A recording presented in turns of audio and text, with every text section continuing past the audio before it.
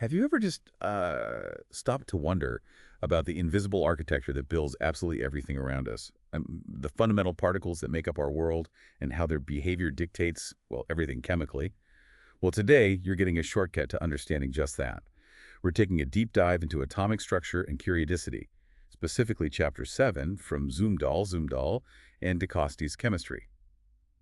Our mission is to quickly but thoroughly explore how our picture of the atom evolved, from those early, kind of intuitive ideas right up to the super complex quantum mechanical model.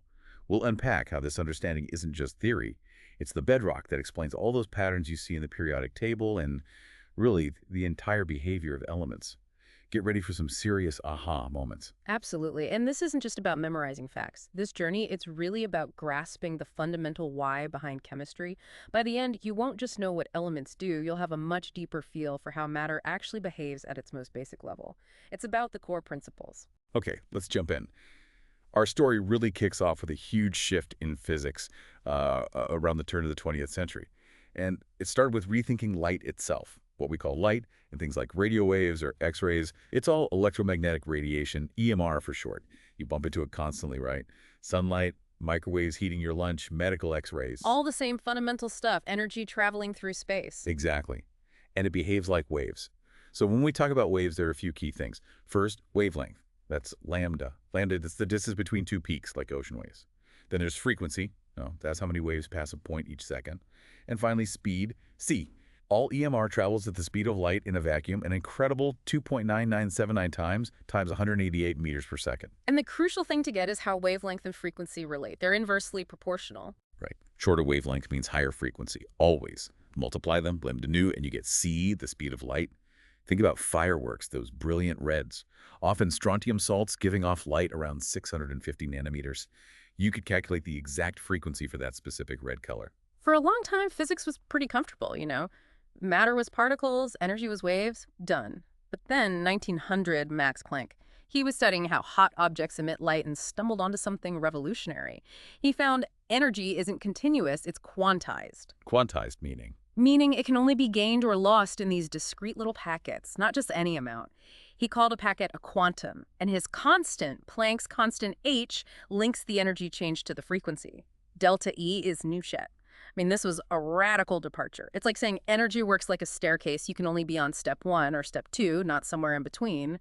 Classical physics thought it was a smooth ramp. That staircase analogy really helps visualize it.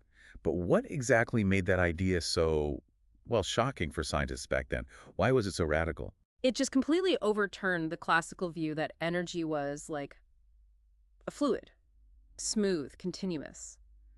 Planck's idea suggested a fundamental graininess to energy, a minimum unit, that was totally new and hinted that maybe the universe is more fragmented at its core than anyone thought. Okay, wow. And then just 5 years later, Einstein takes this even further, right? Exactly. Einstein proposed that EMR itself isn't just a wave, but it can also be seen as a stream of these energy packets, which he called photons. Each photon carries a specific energy kick, e photon or e Falkland.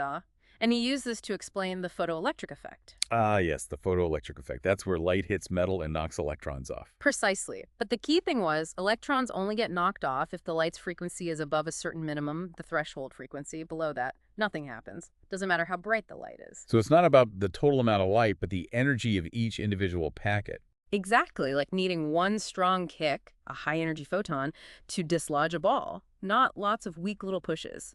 It was solid proof that light, which everyone knew was a wave, also acts like a particle. That's where things got really interesting. So if light can be a particle, the obvious next question is, can particles, like electrons, be waves? That was Louis de Broglie's brilliant leap. He said, why not? If light has this dual nature, maybe matter does too. His equation, lambda hmv/b, connects a particle's wavelength to its mass and velocity. And this explains why we don't see, baseballs acting like waves? Calculate it. A baseball's wavelength is unbelievably tiny, like 1.9 times 1034 meters, way too small to ever notice. But an electron, its mass is minuscule, so even moving fast, its wavelength is around $7.27 times 1011 meters. That's actually comparable to the spacing between atoms. So you could actually detect it. And they did. Davison and Germer's experiment showed electrons diffracting, bending around obstacles just like waves do, confirmed de Broglie's idea. And connecting this to the bigger picture, this dual nature of light and matter, it wasn't just some weird quirk. It fundamentally changed how we see reality. It forced scientists to accept that everything at its core has both wave and particle properties. It's the key paradox that unlocks quantum mechanics. Okay, so armed with this wild new view of light and matter, scientists turned back to the atom. The old solar system model just wasn't going to work anymore. A huge clue came from looking at hydrogen gas. When you excite it, make it glow, what kind of light does it give off? Not a smooth rainbow, a continuous spectrum, like you get from white light through a prism. Instead, hydrogen gives off a line spectrum, just a few specific sharp lines of color, discrete wavelengths. And that was a massive piece of the puzzle, wasn't it? What do those specific lines tell them? It was direct proof. It showed the electron's energy inside the hydrogen atom must be quantized. It could only exist at specific energy levels, emitting only specific amounts of energy, photons, when it dropped between levels. That staircase idea, again, right inside the atom. So Niels Bohr tried to explain this in 1913. His model had electrons in specific circular orbits, right? Like planets. Yes, specific allowed orbits, and he came up with an equation for the energy of those levels in hydrogen. The Adel Wundergeist 2.178 times 1018 text is the principal quantum number 123, representing the energy level or orbit size. Z is the nuclear charge. And the negative sign just means the electron is bound. Zero energy would be infinitely far away. And it worked pretty well for hydrogen. It did. It correctly predicted hydrogen's line spectrum. Big success there. It had problems. You mentioned earlier it was flawed. Why was it still so important? Great question. Its biggest flaws were that it only worked for hydrogen, or anything else with just one electron, and it actually violated classical physics. An orbiting, accelerating electron should radiate energy and spiral into the nucleus, but Bohr just sort of decreed that it didn't in these allowed orbits. But its importance, crucial. It was the first model to successfully bring quantization into the picture of atomic structure. It was a necessary stepping stone, even if fundamentally incorrect in its details. It pointed the way. Okay, so Bohr's model gets replaced. What comes next? The modern view, the quantum mechanical model, developed largely by Erwin Schrödinger and Werner Heisenberg, it drops the idea of fixed orbits and fully embraces the electron's wave nature. Schrödinger described the electron as a standing wave. Think of a guitar string. When you pluck it, it vibrates in specific patterns. Specific wavelengths are allowed because it's fixed at both ends. Electrons and atoms are sort of like that, confined waves. So if it's a wave, not a particle following a path, how do we even talk about where the electron is? Ah, that's the key shift. Schrödinger's equation gives us something called the wave function size. By itself, it's mathematically complex, but its square, size 2, gives us the probability distribution. Probability. So we can't know exactly where it is. Nope. Size 2 tells you the probability of finding the electron in a particular region of space. We talk about orbitals, which are essentially these wave functions, these 3D maps of electron probability density. It's not an orbit, not a path. This is more like a cloud, a fuzzy region where the electron is likely to be. Exactly. And Heisenberg's uncertainty principle puts a fundamental limit on this. It says you cannot know both an electron's precise position and its precise momentum or velocity at the same time. The more you know about one, the less you know about the other. It's inherent in nature. So forget the mini-solar system. The atom is fuzzier, more probabilistic. Much fuzzier. Think of an orbital as a time exposure photo. The denser parts of the cloud are where the electron spends more time, where the probability is higher. We can also look at the radial probability distribution, the chance of finding the electron at a certain distance from the nucleus, regardless of direction, like layers of an onion. And does that relate back to Bohr at all? Amazingly, yes. For the simplest orbital, the 1s orbital, the distance with the highest probability, the peak of that radial distribution, is 0.529 angstroms. Exactly the radius Bohr calculated for his first orbit. Wow. So even though the model changed, there are still connections. The atom is this cloud of probability governed by quantum rules. It's definitely stranger than planets orbiting a sun. Stranger and much more interesting. Now, to really describe these probability clouds, these orbitals, you mentioned we need quantum numbers, like an address system for electrons. That's a great way to put it. There are 4 of them that together uniquely define the state of an electron in an atom. First, the principal quantum number. It's an integer, 1, 2, 3, and so on. It basically tells you the size and energy level of the orbital. Higher n, bigger orbital, higher energy, further from the nucleus generally. Okay, size and energy. What's next? The angular momentum quantum number. This can be any integer from 0 up to n equal 1. This number determines the shape of the orbital. Shape, like different kinds of clouds. Exactly. Angular one is called an s orbital. Huh. The L equals 2, is a d orbital, and the L equals 3 is an f orbital. You might see letters S, P, D, F used instead of the L number. Okay, so N for size energy, L for shape. Number 3. The magnetic quantum number. This can be any integer from L all the way up to plus a Pel, including 0. It describes the orientation of that orbital shape in space. Orientation, how so? Well, take TLL, the p orbitals. Now it can be -1, 0, or +1. That means for any energy level, Na2 or higher, there are 3 distinct p orbitals, all dumbbell shape, but oriented along the x, y, and z axis. We call them TPX, PS, ZAZ. Got it. And the last one. The electron spin quantum number, this one's different. It can only have 2 values, plus 12.2 or 12.2 del. It describes an intrinsic property of the electron called spin. It's not literally spinning, but it behaves as if it has a tiny internal magnet that can point in one of 2 directions. Okay, 4 numbers. NL, M sub L, M sub S, size, energy, shape, orientation, spin. And what do these orbital shapes actually look like descriptively? Right. Orbitals are always spherical. The 1s is just a sphere. The 2s is a bigger sphere, but it actually has a spherical node, a region inside, where the probability drops to 0, then probability increases again. 3s has 2 nodes. Size increases with n. And p orbitals, the dumbbell ones. Yep. P orbitals have 2 lobes with a node right at the nucleus. They look like dumbbells pointing along the x, y, and z axis for mol really equals 1u0 plus 1 eno. So you get 3 p orbitals at each energy level starting from n2. D orbitals. P orbitals first appear at n3. There are 5 of them, mol mx2, mostral 1, 0 plus 1 plus 2, 2. They have more complex shapes. 4 usually look like 4-leaf clovers oriented differently in space, and 1 looks like a dumbbell with a donut around the middle. Then F orbitals. F orbitals start at n4. There's 7 of them, and their shapes are even more complicated, usually not drawn in intro courses. One important point. For a hydrogen atom with only 1 electron, all orbitals with the same end value have the same energy. We say they're degenerate. 2s and 2p have the same energy in hydrogen. Okay, but that changes when we add more electrons, right? Things get more complicated. Massively more complicated. When you have polyelectronic atoms more than 1 electron, you suddenly have electron repulsions to worry about. They push each other away. This makes solving the Schrödinger equation basically impossible. It's called the electron correlation problem. So how do chemists handle that? Approximations. Exactly. We use models where we imagine each electron moving in an average field created by the nucleus and all the other electrons.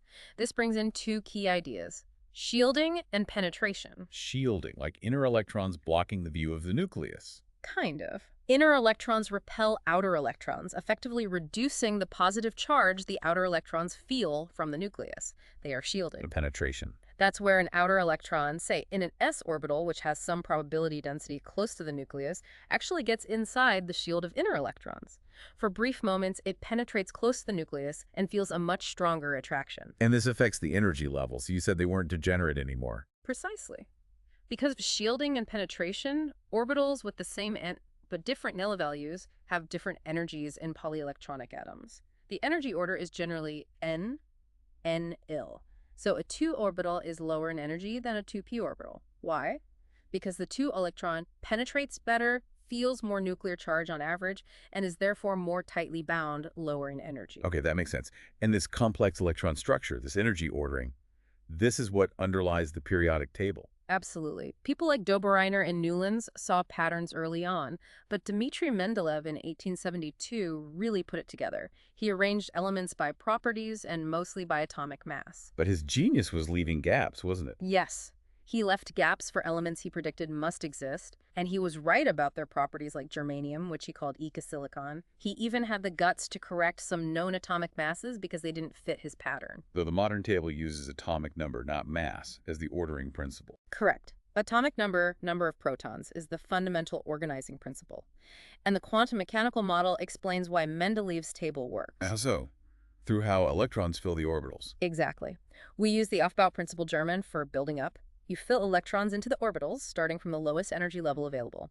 Hydrogen is 101, helium fills the 1s, $102. Lithium adds the next electron to the next lowest energy level, 102 honored number 1, and so on. What if you have orbitals with the same energy, like those 3p orbitals? That's where Hund's rule applies. For degenerate orbitals, electrons fill each orbital singly with parallel spins, all pointing the same way, plus 12, before any orbital gets a second electron with the opposite spin, -12. Like people taking single seats on a bus before doubling up. Perfect analogy. Maximize the number of parallel spins. And this lets us distinguish between core and valence electrons. Yes. Valence electrons are the ones in the outermost perceivable energy level, highest N. They're the ones involved in chemical bonding and reactions. Core electrons are the inner ones, tightly bound, generally not involved in chemistry.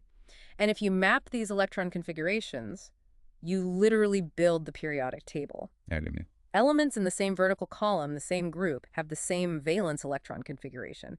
That's why group 1 elements, like lithium, sodium, potassium, all behave similarly. They all have one valence electron in an s orbital. Group 2 all have s2 orbitals. And the blocks, S, PDF. They correspond directly to which type of orbital is being filled. Groups 1a and 2a are the s block. Groups 3a through 8a are the p block. The transition metals are the d block. Lanthanides and actinides are the f block. And remember that penetration effect. It explains why the 4s orbital fills before the 3rd orbitals. For example, the n+1 JAWS is generally lower in energy than the dead dollars. Are there exceptions to this neat filling order? A couple of famous ones like chromium Cr and copper C. Chromium is expected to be R4's 23D40 $34, but it's actually R4's 13D5 $5. Copper is expected to be R4's 23D $9, but it's R4's 13D10. Or the swap? There's extra stability associated with having a half-filled subshell, like $, or a completely filled subshell, like D to so an electron moves from the 4s to the 3rd to achieve that extra stability. So connecting it all, the quantum mechanical model doesn't just describe atoms, it explains the periodic law discovered by Mendeleev. It shows why elements fall into these predictable families. Okay, fantastic. We understand electron arrangement. Now, how does that let us predict actual properties? Let's start with how easily an atom loses an electron. Ionization energy. Right. First ionization energy, I think, is the energy needed to remove the first outermost electron from a neutral atom in the gas phase. 6G, right arrow, X plus G plus EADOS. You can also have successive ionization energies, like $22, I338, etc., for removing second, third electrons. Each one takes more energy than the last because you're pulling an electron away from an increasingly positive ion. And you mentioned that huge jump for aluminum's 4th electron. Exactly. Removing the first 3 valence electrons takes a certain amount of energy, but removing the 4th means dipping into the core electrons, which are much closer to the nucleus and feel a much stronger pull. So I44 is drastically higher than I33. That jump tells you where the valence electrons stop and the core electrons begin. How does ionization energy change across the table? Generally, it increases as you go across a period, left to right. Why? The nuclear charge is increasing, pulling all electrons, including the valence ones, tighter. Electrons in the same shell don't shield each other perfectly. And down a group. It decreases as you go down a group. The valence electrons are in higher energy levels, larger N, they're further from the nucleus, more shielded by inner electrons, so they're easier to remove. Are there little blips in the trend across a period? Yes, a couple of notable ones. Group 3a, like boron, has a slightly lower IE than group 2a, like beryllium. That's because you're removing the first electron from a p orbital, which is slightly higher in energy and better shielded than the s orbital electron in Bs. Also, group 6a, like oxygen, has a lower IE than group 5a, like nitrogen. Why? In nitrogen, each p orbital has one electron. Hund's rule. In oxygen, you have to put a 4th electron into one of the p orbitals, pairing it up. That paired electron experiences extra repulsion, making it slightly easier to remove than one from nitrogen's half-filled shell. Can we measure these energies directly? Yes, using a technique called photoelectron spectroscopy, PES. You basically hit atoms with high-energy photons, like X-rays, hard enough to knock out any electron, even core electrons. By measuring the kinetic energy of the ejected electrons, you can figure out how tightly bound they were, their binding energy, which relates to the orbital energy levels. PE spectra give direct evidence for these quantum mechanical energy levels. Okay, so IE is about losing electrons. What about gaining them? Electron affinity. Exactly. Electron affinity, EA, is the energy change when an electron is added to a neutral atom in the gas phase. G plus E right arrow, XG. Energy change. So it can be positive or negative. Right. By convention, a negative EA means energy is released when the electron is added. It's exothermic. This means the resulting negative ion is stable.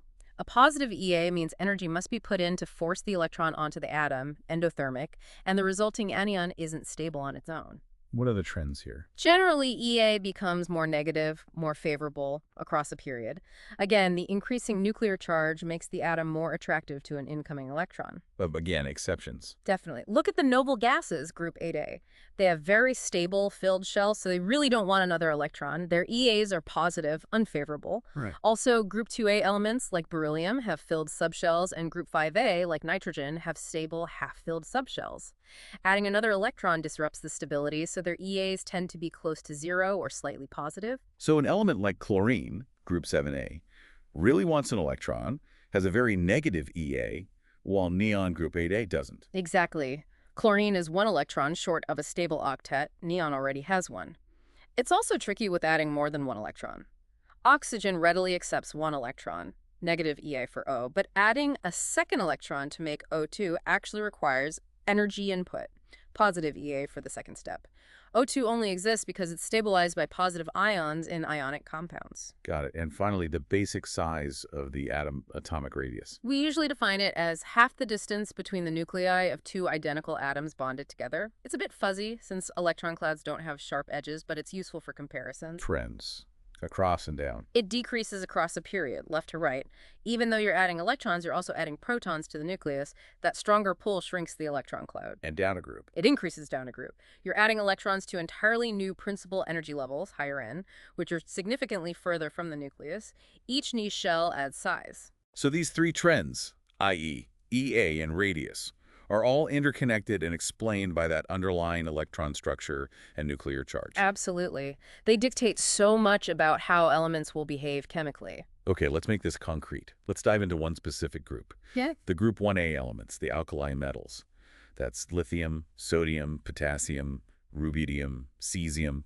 Francium's too radioactive usually. Perfect example group. They follow the trends beautifully. Radius gets bigger going down, ionization energy gets smaller going down. And they have other interesting properties too, right? Like being soft metals. Very soft, yeah. Low densities, surprisingly low melting points. Cesium melts at about 28 degrees C, practically room temperature on a warm day. Chemically, they're known for being super reactive. The most reactive metals. Definitely. They all have that single +1 valence electron, and they desperately want to lose it to form a stable +1 ion, $1 plus dollar. They are powerful reducing agents. They readily give away electrons. Based just on ionization energy, which decreases down the group, you'd expect cesium to be the strongest reducing agent, right? Easiest electron to remove. That's what you'd predict just looking at the isolated atoms. CS, RBK, Na, Li. But here's where things get fascinating. When these metals react in water, the order flips. Flips how? In aqueous solution, lithium turns out to be the strongest reducing agent. The order becomes roughly Li K Na, with RB and C's also up there, but Li is surprisingly potent. Whoa. Lithium has the highest ionization energy in the group. How can it be the best at giving up its electron in water? The secret is hydration energy. When the $1 plus I$ forms in water, polar water molecules surround it, attracted to the positive charge. This process releases energy called hydration energy. Now, lithium ions, $low plus $, are tiny. Because the charge is concentrated in a small volume, water molecules are attracted very strongly, releasing a huge amount of hydration energy. So that extra energy released when Li plus gets hydrated compensates for the higher energy needed to remove the electron in the first place. Exactly. The overall energy change for Li becoming Li plus AQ is more favorable than for C's becoming C's plus AQ, even though the initial ionization step is harder for Li. It's a great example of how the environment, water in this case, dramatically affects reactivity. Okay, that explains the reducing strength order. But there's another weird thing, right? Sodium and potassium react much more violently with water than lithium does, even though lithium's the better reducing agent overall. Why the difference in, like, fizz and bang? Another excellent point. This highlights the difference between thermodynamics, the overall energy change, which favors Lim, and kinetics, the rate of the reaction. When sodium and potassium react with water, the reaction is so exothermic it melts the metal. Melts it. Yeah. Molten metal spreads out, increasing its surface area, which makes the reaction happen even faster. It's a runaway effect, hence the vigor. Lithium, however, has a significantly higher melting point. It usually doesn't melt during the reaction. So even though the overall energy release is favorable, the reaction stays confined to the solid surface and proceeds more slowly, less violently. So the most energetic reaction isn't always the fastest or most spectacular one. Kinetics matters too. Fascinating. It really shows you need to consider multiple factors to understand chemical behavior fully. Phew, what a journey.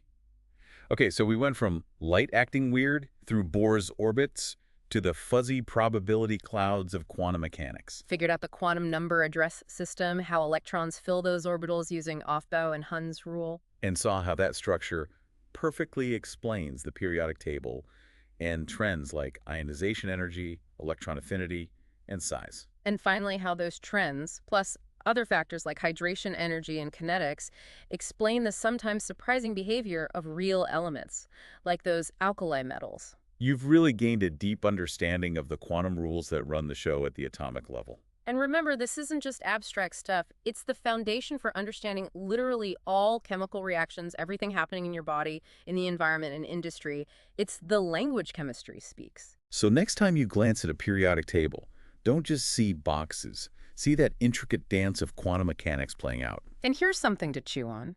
Our universe follows the Pauli exclusion principle, max 2 electrons per orbital, opposite spins. But what if? What if the rule was 3 electrons per orbital? How different would the periodic table look? What kind of elements, what kind of chemistry might exist in a universe like that?